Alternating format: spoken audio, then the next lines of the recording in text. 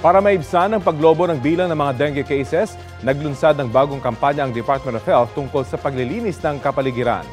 Nire-review rin ngayon ang nakabakuna kontra dengue na nag-a-apply para maibenta sa bansa. Narito ang aking report.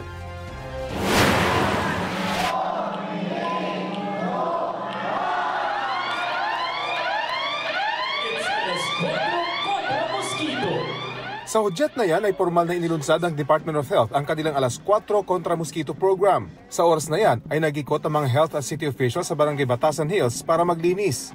Ang mga pwedeng makaipon ng tubig, dapat itaob, itaktak, tuyuin o takpan. Kabilang sa sinita, ang baradong daluyan ng tubig sa isang kalye na pwedeng pangitlugan ng mga lamok. Ngayon lang ito nangyari. Maganda.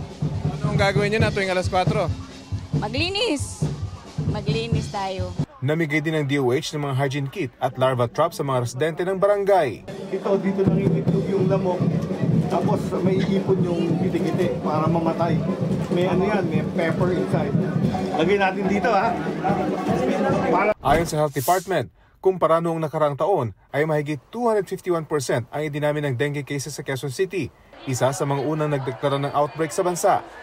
Dito sa Barangay Batasan, isa sa mahigit 200 nagka-dengue ang nasawi. Sa ngayon ay nire-ready pa ang bakuna kontra dengue na nag-a-apply na maibenta sa Pilipinas. Kaya pinaka-epektibo pa rin panlaban kontra dengue ang pagpuksa sa lamok at kanilang pinangingitlugan sa pamamagitan ng paglilinis. Bukod sa Quezon City, inilunsad din ang programa sa iba't ibang lugar sa Visayas at Mindanao.